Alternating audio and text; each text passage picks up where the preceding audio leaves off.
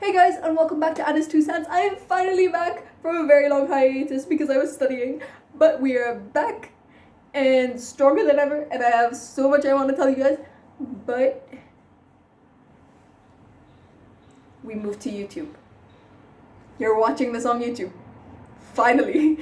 I just decided that Instagram is no longer a suitable platform for my content and moved it to YouTube. This is my first ever video, so hi YouTube. Anywho,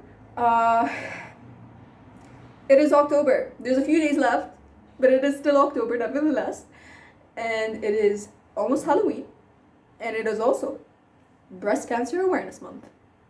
And so today, we will be talking about breast cancer.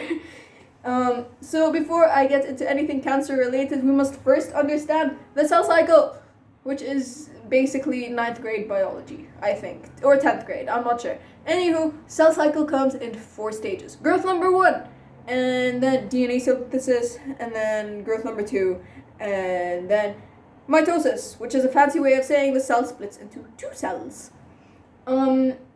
So between every single one of the stages of the cell cycle, our amazing proteins and enzymes carry out what scientists like to call a checkpoint, basically giving the cell or the nucleus in the cell the thumbs up, like, hey, you got this right, you can continue going.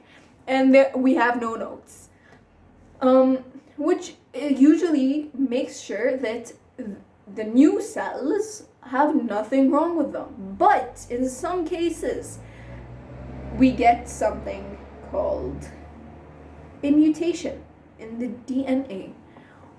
Mutations have many different causes, such as radiation, exposure to certain chemicals, infection by viruses, and DNA copying mistakes that happen naturally. Mutations usually aren't something to be worried about, but in some cases, they may cause for the checkpoints that I mentioned to before not to occur, or for the growth phase to become shorter and the cell to divide endlessly. Just keeps dividing. And so you get something called a tumor. A tumor is basically just a lump of cells that does nothing other than take the body's nutrients, and that is what we define as a cancer. Now, breast cancer is what I just described happening in breast tissue, whether it's in the ducts, whether it's in glands. There is more information than descriptive. Anyway, it happens in breast tissue, and there are many different types of breast cancer, but I'm not going to go into the different types. Now, symptoms of breast cancer are very vague, and they're all physical, so they could be described as changes or lumps felt in the breast, or flaky skin, or pigmentation, or changes to the skin even, or a newly inverted nipple, which I haven't looked into, but apparently that's a thing. Anyway, breast cancer is a disease that doesn't have one main cause. And so it is a multifactorial disease with many contributing risk factors. Risk factors are basically things that you may be genetically produced, like genetic, or like lifestyle things, or just random things you are exposed to on a day-to-day basis that increase your chances of contracting a certain disease. And the risk factors to breast cancer are some very random things. But the first one, which is very important to note, is being female. Now, not all breast cancer patients are female. Males are also at the risk of contracting breast cancer. So for everyone that I have heard this month say that it is a female issue, please erase that from your dictionary. It is not a female issue. It is an issue that everyone is at risk from.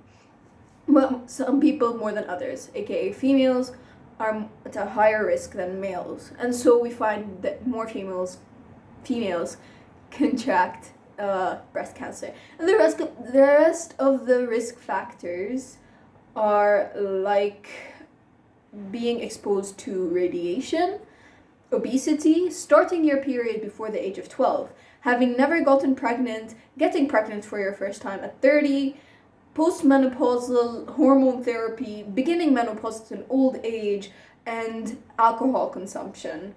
Now, these are very vague risk factors, and since they are risk factors, simply because you have all these risk factors does not necessarily mean you will get the disease.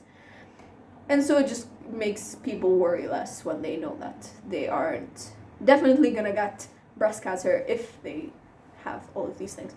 Anywho, as with any other disease, breast cancer is somewhat preventable. You can make some lifestyle changes to prevent it, such as limiting your alcohol consumption, having a healthy, balanced diet, exercising regularly, the blah blah blah of how to live a healthy, normal life.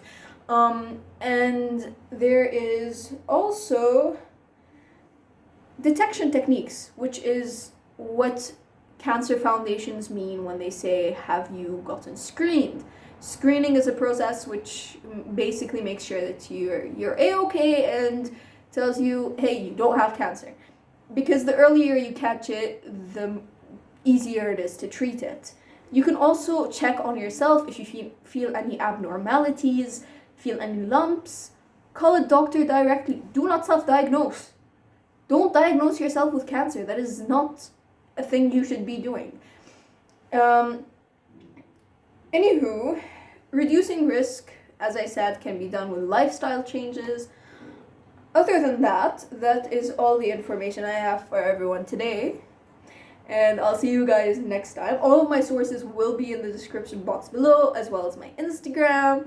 And I hope you guys stay happy and healthy. And I've missed doing this so much. I will be posting more content soon.